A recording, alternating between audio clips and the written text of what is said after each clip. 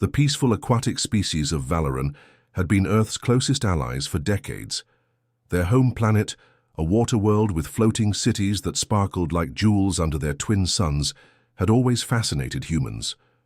The Valorans, with their blue-green skin and graceful movements, had technology that worked in harmony with nature, instead of against it. Ambassador Gia stood on the observation deck of the Earth vessel Horizon, watching as they approached Valoran Prime. Her dark hair was pulled back neatly, and her diplomatic uniform bore the insignia of Earth's United Defense Coalition. This annual summit was special, marking 50 years since first contact. "Beautiful, isn't it?" asked Captain Day, joining her at the viewport. "No matter how many times I see it, Valoran takes my breath away." Gia nodded. "Their civilization is over 10,000 years old, yet they never developed the kind of destructive technologies we did. They chose a different path." The Horizon docked at the Grand Harbor, where a delegation of Valorans awaited. Elder Tay, the respected leader of the Valoran High Council, stepped forward. His skin had a deeper blue tone than most of his kind, marked with the luminescent patterns that indicated great age and wisdom. "Ambassador Gia," he said, his voice melodic as all Valorans were. "Earth honors us with your presence once again." Gia bowed in the traditional Valoran greeting. "The honor is ours, Elder Tay. Earth cherishes our friendship." The delegation moved through the city of Narleth, its architecture a blend of coral, structures and transparent domes that allowed citizens to see the ocean life surrounding them. Schools of rainbow-colored fish darted between buildings, a sight that still amazed human visitors. Later that evening, during the formal reception, Gia noticed something odd. Several Valoran officials spoke in hushed tones, their bioluminescent markings pulsing with what she had learned to recognize as anxiety. "Is something wrong?" she asked Elder Tay when they had a moment alone. The elder hesitated. "There have been communications from the Galactic Council. They request an audience next month." Gia felt a chill. The Galactic Council, a confederation of 12 advanced species, had largely ignored both Earth and Valoran until recently. They operated from distant systems and rarely interacted with emerging species, as they called newer spacefaring civilizations. "What do they want?" she asked. They did not say, but their tone was concerning. 2 days into the summit, while Earth and Valoran delegates discussed a joint research station for deep space exploration, Gia received an encrypted message from a source within the council. She excused herself and retreated to her private quarters to decrypt it. What she found made her blood run cold. Council intelligence reports, meeting minutes, military assessments, all focused on Earth and Valoran. The Council had been monitoring their alliance with growing alarm. One report described humans as dangerously innovative, and Valorans as unacceptably supportive of human expansion. Another document outlined plans for containment protocols. Most disturbing was a draft resolution scheduled for vote in just 3 days. Restrictions on technology transfer between non-council species. Gia immediately called Earth Command. "General Min," she said, when the stern-faced woman appeared on screen. "We have a situation. The Council isn't just watching us, they're planning to intervene." Min frowned. "How reliable is your source?" "Very. These documents bear official encryption. The Council plans to impose restrictions that would effectively end our alliance with Valoran." "Why now, after all these years?" Gia pulled up another document. "According to this, our joint antimatter research triggered some kind of threshold in their intervention protocols. They classify it as disruptive technology that could alter the balance of power." "I'll alert the Defense Coalition immediately," Min said. "Return to Earth as soon as possible." But Gia shook her head. "I need to warn Elder Tay first. The Valorans must prepare their defenses." "Be careful, Gia. If the Council has infiltrators on Valoran, I understand the risk." That night, Gia made her way through the quiet corridors of the Valoran High Council building. Security was minimal. The Valorans had never needed heavy protection in their peaceful society. She found Elder Tay in his meditation chamber, the walls alive with bioluminescent patterns that responded to his thoughts. "Ambassador," he said, surprised, "why come at such a late hour?" "I've discovered something," she said, transferring the files to his system. "The Council isn't coming for diplomatic talks. They're coming to impose restrictions, or worse, tase." Markings pulsed with alarm as he scanned the documents. "This speaks of containment, of evolutionary anomalies requiring correction." "We need to prepare," Gia urged. "Earth can send defensive systems within a week if you authorize it." "To bring weapons to Valoran," Tay's markings dimmed in distress. "In 50 centuries we have never—" "Elder Tay," Gia said gently, "I respect your traditions, but the Council views our alliance as a threat precisely because you've shared knowledge with us. They won't respect your peaceful ways." Tay closed his eyes. "I must consult with the High Council. This requires consensus." Gia checked her communications device. "We may not have time for—" An alert flashed on both their screens simultaneously. Proximity warnings. Multiple vessels had emerged from hyperspace in the Valoran system. "That's impossible," Tay whispered. "The Council meeting isn't scheduled until next month." Gia's device showed the incoming ships, dozens of them, bearing Council markings. It was never about meetings, she realized with horror. The resolution was just for show. They already decided. She reached for her emergency communicator to warn Earth, but the signal jammed immediately. The lights throughout the building flickered as external communications were cut off. Tay's markings pulsed rapidly as he accessed the Planetary Defense Network, a system designed for monitoring space debris, not warfare. "They're deploying into attack formation," he said in disbelief. "This cannot be happening." Gia grabbed his arm. "We need to evacuate now. Is there a secure facility underwater?" Before Tay could answer, the first impacts shook the building. The Galactic Council had made their choice, and Gia's warnings had come too late. The night sky above Valoran Prime filled with light as hundreds of Galactic Council warships dropped out of hyperspace. Their massive hulls blocked the stars, casting long shadows over the floating cities below. For a moment, everything was still, a terrible pause before catastrophe. In the Valoran High Council chamber, emergency alarms blared. Elder Tay rushed to the communications array, his normally calm movements now frantic. Ambassador Gia followed close behind. "This is Elder Tay of Valoran Prime to approaching vessels. We are a peaceful world.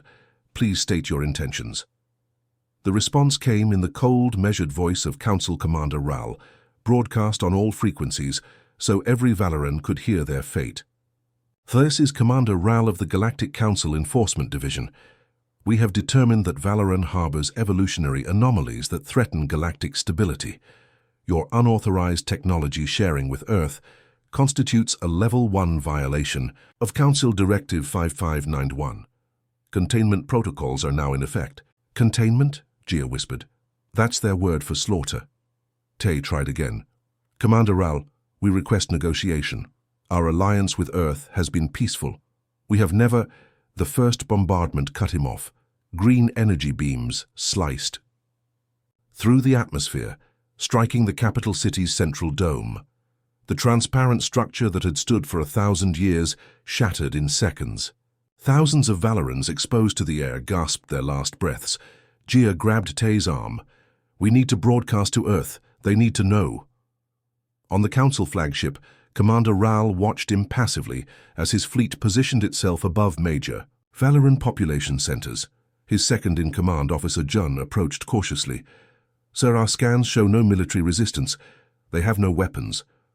Ral didn't turn from the viewport. "Proceed as ordered."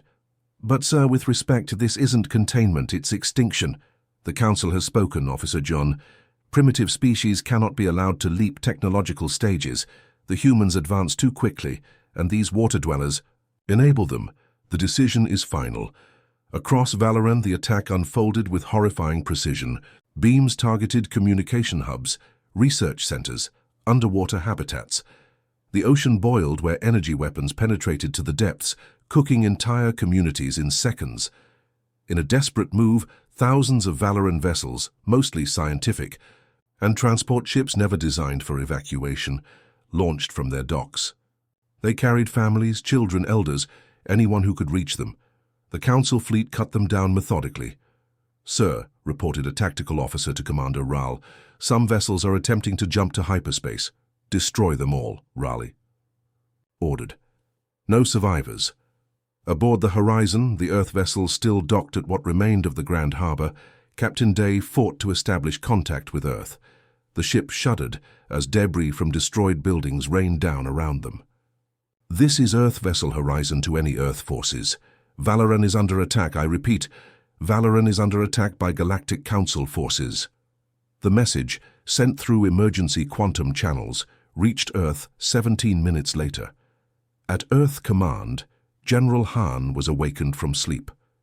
She rushed to the Situation Room, still fastening her uniform. The main screen showed fragmented footage, flashes of destruction, screaming Valorans, buildings collapsing into the sea. "Status report," she demanded. "Council fleet estimated at 500 capital ships, General," reported Officer Lee. "They're systematically targeting all Valoran cities and infrastructure. Current casualty estimates in the billions." Han's face hardened. "Where is our nearest fleet?" "Proxima Centauri patrol, ma'am. 3 destroyers, 5 support vessels. Even at maximum speed, they're 4 days out. Order them to Valoran immediately. Alert all Earth forces, battle stations." "General, even if we commit every ship, we'd be outnumbered 10 to 1. Han looked at the officer. "I didn't ask for odds, Lee. I gave an order." Across Earth, military bases went into high alert. Civilian news feeds showed the attack, and people gathered in public squares, watching in horror as their closest allies were systematically exterminated. Back on Valoran, Ambassador Gia and Elder Tay had reached the underwater emergency bunker with a few hundred survivors. The structure, built centuries ago for protection against natural disasters, trembled with each new impact above. "The deep-sea transmitter is still functional," said a Valoran technician, his luminescent markings pulsing weakly from injury. Tay placed his hand on the transmitter. "This is Elder Tay of Valoran. To any who receive this message, our civilization is being destroyed. We have committed no crime except friendship with humanity." Gia stepped forward. "This is Ambassador Gia of Earth. The Galactic Council is committing genocide. They target Valoran for helping humanity advance. They fear our alliance." The bunker shook violently. Water began seeping through cracks in the ceiling. "We don't have much time," Tay said, his voice steady despite everything. "Earth must know what happened here." On Earth, General Han watched as the transmission came through. The command center fell silent as Elder Tay's image flickered on screen. "Remember us, Earth friends," he said, water now rushing visibly into the room behind him. "They come for you next." The transmission cut to static. Han stood motionless for several seconds. When she finally spoke, her voice was quiet but carried to every corner of the room. "Send word to all Earth governments. As of this moment, we are at war with the Galactic Council." Officer Lee swallowed hard. "Ma'am, with our current technology—" "I don't want excuses," Han interrupted. "I want options. The Valorans were peaceful beings who never harmed anyone. They were slaughtered because they helped us. We will not let that stand." As dawn broke, over Earth's major cities the news spread. Billions of Valorans dead, an entire civilization nearly wiped out in hours, and humanity's turn would come next, unless they found a way to fight back against an enemy, with vastly superior technology and numbers. In homes across Earth, people watched the final transmission from Elder Tay, his dignified face becoming a symbol of what had been lost and what would happen to Earth if they failed. For 3 days, Earth observed official mourning for Valoran. Black flags flew at half-mast across every nation. The oceans, Earth's link to their water-dwelling friends, became memorial sites where people gathered to float candles and blue flowers. But beneath the grief, something harder was forming. On the 4th day, the United Defense Coalition convened in emergency session at their underground headquarters in Geneva. Representatives from all Earth nations sat in grim silence as the final footage from Valoran played again. When the lights came back up, Coalition Chairperson Raj stood. "We have a decision to make," he said simply.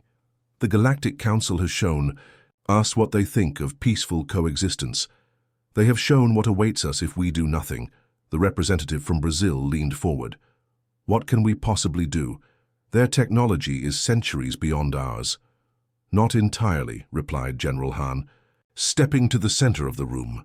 For the past decade, we've been working on something with our Valoran friends, something we kept classified even from this council.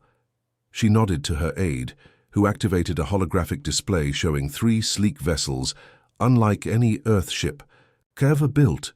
Project Shield, Han continued, 3 prototype warships incorporating Valoran technology. They're not fully tested, but they're our best hope. You developed secret weapons without council approval? Asked the European representative. Raj's expression hardened. We developed a defense system, and thank the stars we did. The vote took less than 10 minutes. For the first time in Earth's fractured history, the coalition authorized military action with complete unanimity. Operation Valoran Vengeance was born. At the Marianas Trench research base, Dr. Sue hadn't slept in days.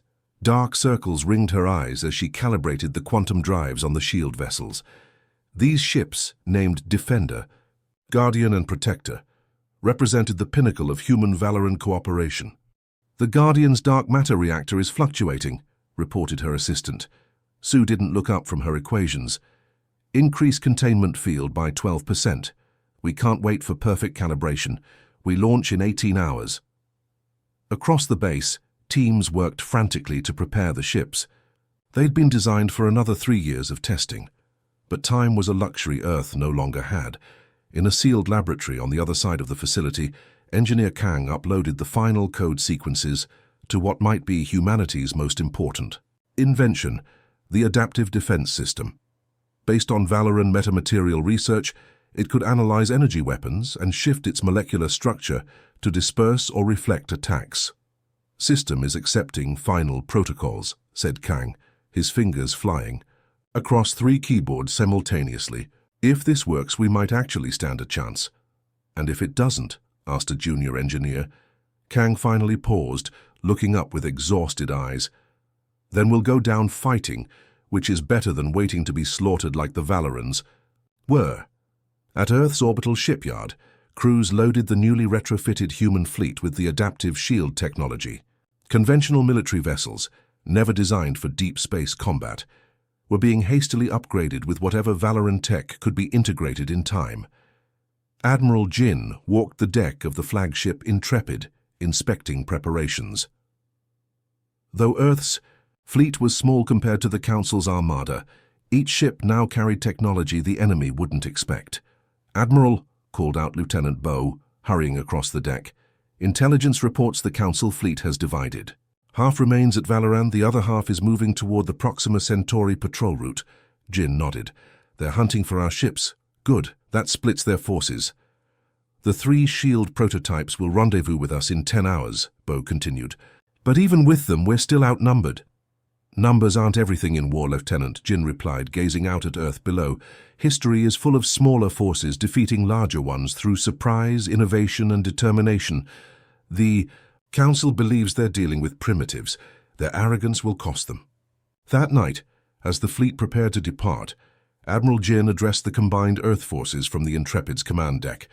Her message was broadcast to every ship and back to Earth. Men and women of Earth's defense forces, she began, her voice steady. Yesterday we watched as an advanced civilization committed genocide against our friends. The Valorans welcomed us to the stars. They shared knowledge freely. They believed in peace. She paused, letting the words sink in. The Galactic Council murdered them for it. Not in self-defense, not in war. They slaughtered billions because they feared our friendship, because they saw our 2 species growing together and decided it. Threatened their power. On screens throughout the fleet, crews watched in silence. Make no mistake, we are outgunned. The enemy has more ships, more experience in space warfare, more advanced technology, but they have miscalculated badly in one respect. Jin's eyes hardened. They believed they were punishing upstarts. They will learn they have awakened giants.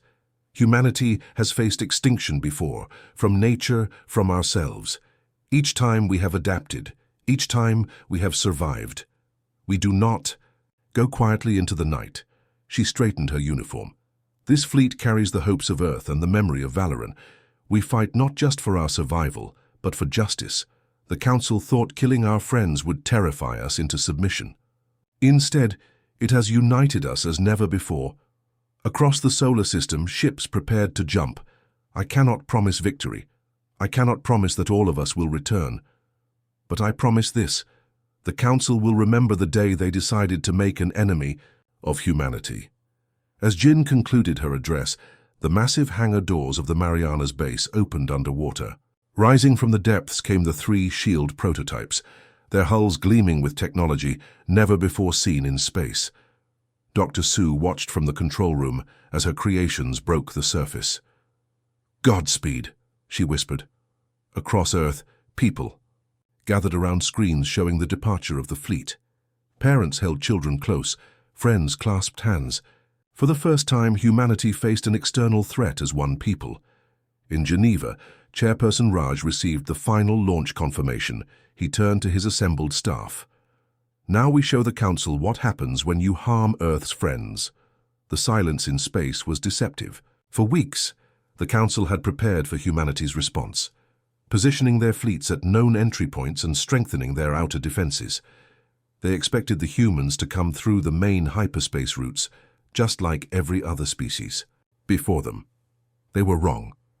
Captain Sun Chen studied the tactical display aboard the flagship Wolverine. Around her, the combined human fleet hung motionless in the void between stars, invisible to Council sensors. They weren't where anyone expected them to be. "All ships report ready, Captain," her tactical officer announced quietly. "The jump calculations are complete." Sun nodded, her expression grim but determined. 3 months had passed since the Council's devastating attack on Earth's colonies. 3 months since 10 million humans had died in space, their only crime being in the wrong place when politicians made terrible decisions. "Operation Thunderclap is a go," she announced into her communicator. "Remember, military targets only. We're not them." Across 17 different locations in Council space, reality tore open.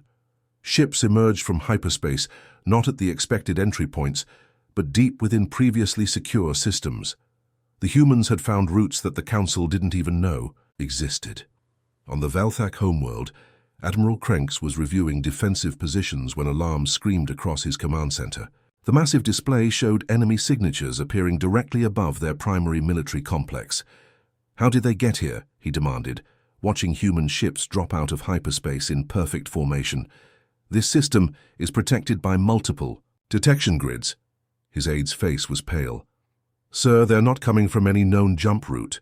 Our long-range sensors show human forces appearing in 7 other systems simultaneously." Krennic felt cold. The humans weren't just retaliating. They were demonstrating a level of strategic capability that the Council had never imagined possible. The first wave of human fighters streaked down through the atmosphere, their targets already selected and locked. But instead of the random destruction the Council had unleashed on human colonies, every shot was precisely aimed. Military installations erupted in controlled explosions, while nearby civilian districts remained untouched. Lieutenant Torres piloted her fighter through the defensive fire, her hands steady on the controls. She'd trained for this moment for months, ever since the news of the colony attacks had reached Earth. Her brother had been on Kepler Station when the Council ships arrived. "Dragon Squadron, stay tight." Her leader's voice crackled through the "Remember your targets. Power stations, weapons factories, shipyards, nothing else," Torres acknowledged, lining up her shot on a munitions depot. She could see Council civilians fleeing the nearby residential areas, and she thought of her brother's last message. He'd been trying to evacuate civilians when the Council ships opened fire on everything that moved. Her missiles struck true, the depot vanishing in a fireball that lit up the sky. But the explosion was contained, designed to eliminate the military target without harming the nearby apartment buildings. On the Council homeworld of Teresh, Prime Councillor Vex watched in growing horror as reports flooded in. Human forces had appeared in 6 core systems, striking with precision that defied belief. "Our losses are catastrophic," General Oryx reported, his voice shaking.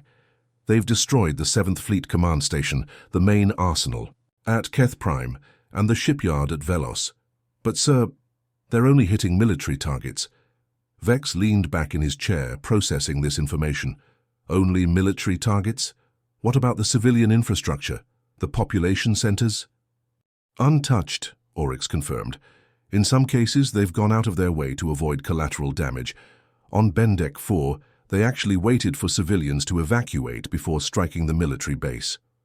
This news spread quickly among the various council species, many of whom were already questioning their leader's decision to attack human colonies. The contrast was stark.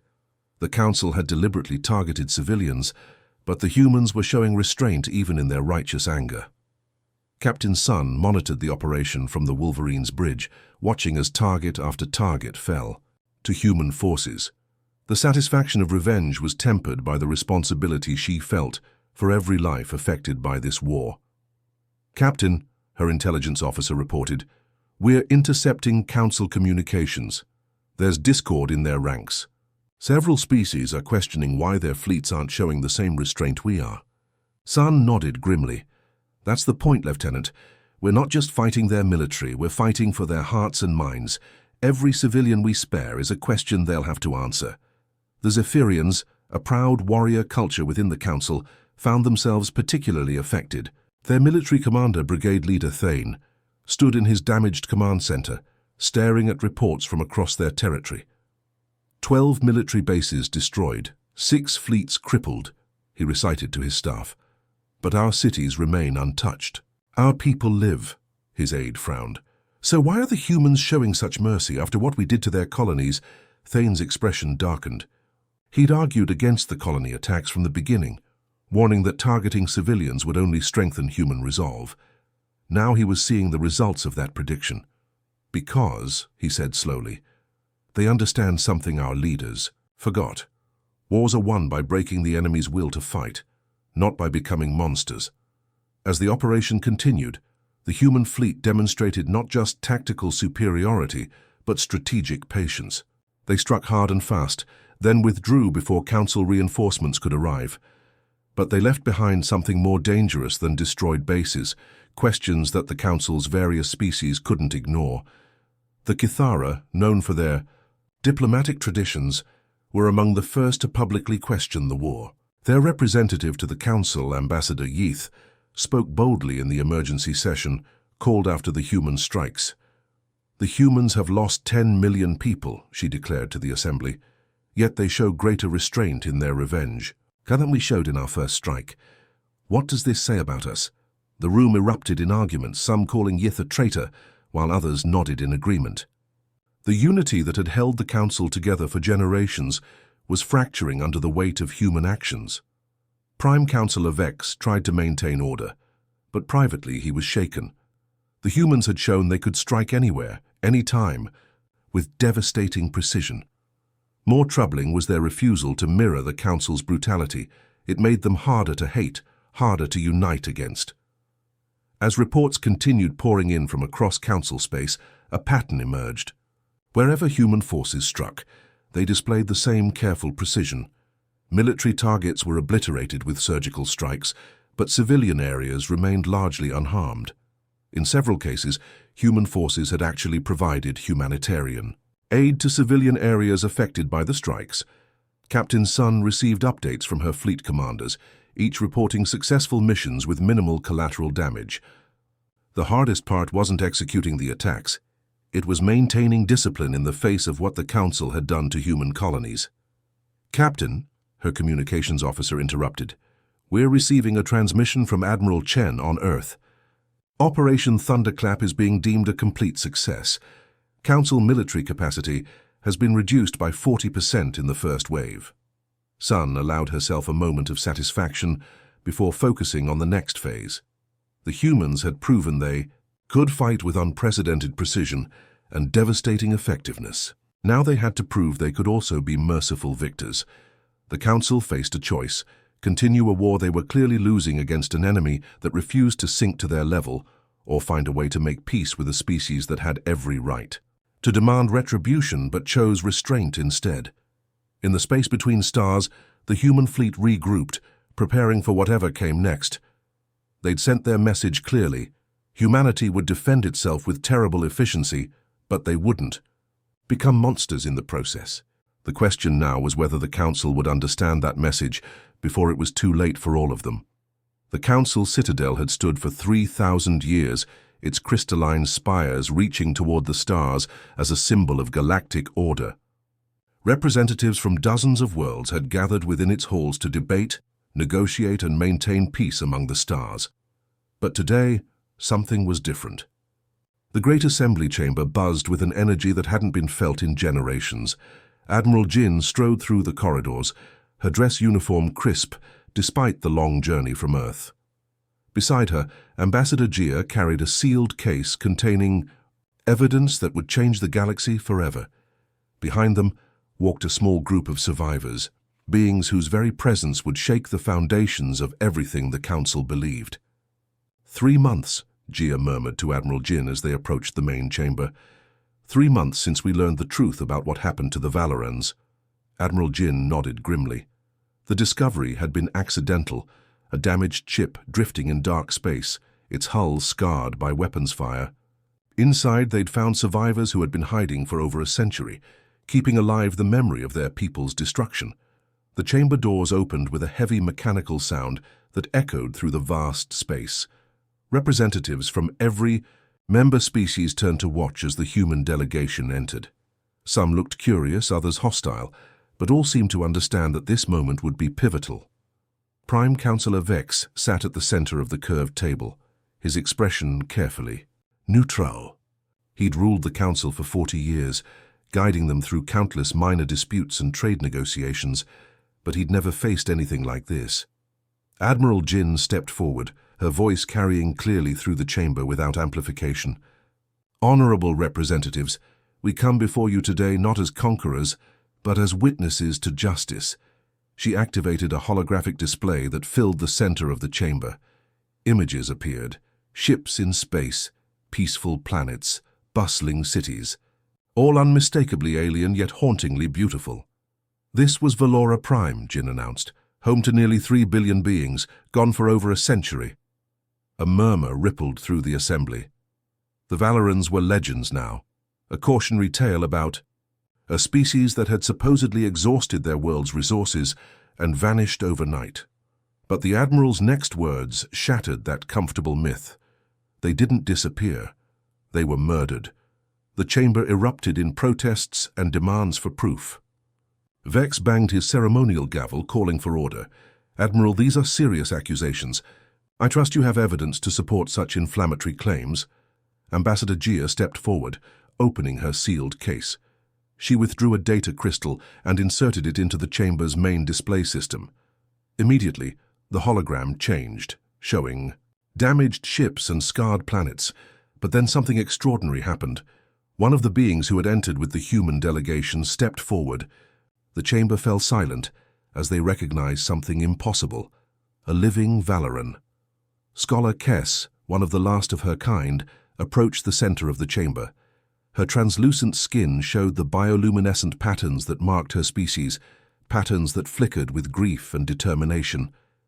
"My name is Kess of the 9th Colony," she said, her voice carrying the weight of 100 years of sorrow. "I am one of 7,000 Valorans who survived the genocide." The word hit the assembly like a physical blow. Genocide. The worst crime imaginable, one that supposedly no civilized species would commit. "We were not dying," Kess continued, her patterns brightening with emotion. "We were thriving. Our population was growing, our colonies expanding. We had developed new technologies, new forms of art, new ways of understanding the universe." She paused, looking directly at the Council leadership. Then the orders came, not from any single species, but from this very Council. We were deemed too dangerous to exist. Our rapid advancement, our refusal to submit to Council authority, made us a threat to the established order. Prime Councillor Vex's face had gone pale. "That's impossible. The Valorans were a failed species. They destroyed their own world." Kess laughed bitterly. "Look at your own records, Councillor. Look at the battle orders issued 112 years ago. Look at the ships that were redirected from exploration to containment. Look at the cargo manifests for the weapons that were supposedly never deployed." Admiral Jin activated another display, showing ancient Council documents. The text was clear, damning, orders for the complete pacification of Valoran space, recommendations for total sterilization of their worlds. Species representative after species representative began examining the evidence. Some looked shocked, others guilty, and a few seemed genuinely surprised by what they were seeing. Dr. Fenn, the Council's chief historian, stood shakily.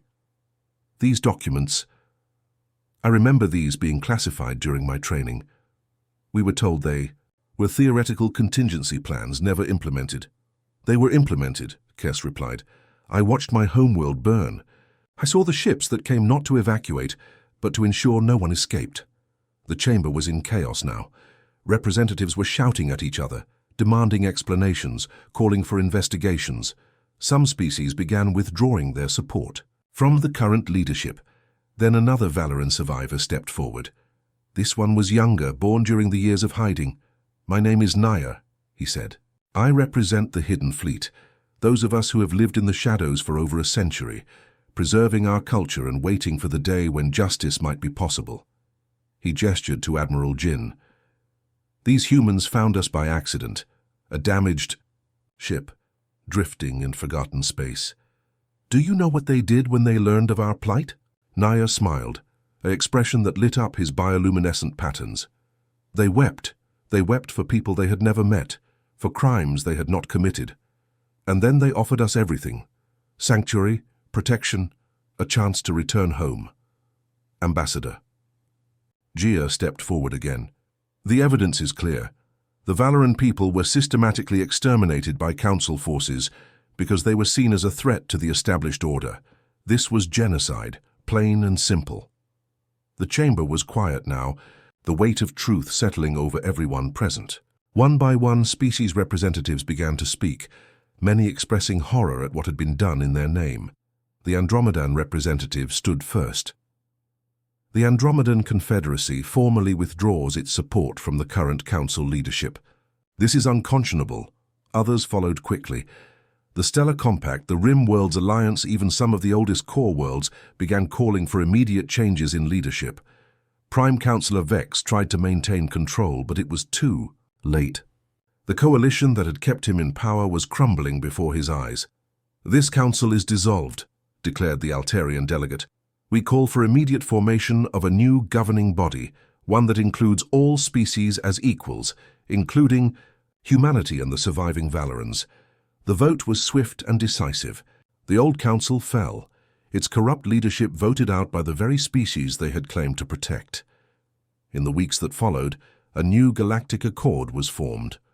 Unlike the old council, where power was concentrated in a few dominant species, the accord gave equal voice to all members. Humans and Valorans were among the founding members, their combined experiences shaping new laws designed to prevent such atrocities from ever happening again. On Earth, in a specially created garden, overlooking New Geneva, a memorial was erected.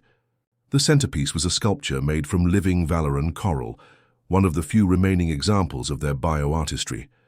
The coral glowed softly, its patterns shifting through colors of mourning and hope. The inscription, carved in stone and translated into hundreds of languages, read, "From their ashes, justice. From their memory, peace. Never again." Admiral Jin stood before the memorial on its dedication day, surrounded by hundreds of Valoran survivors who had finally come home.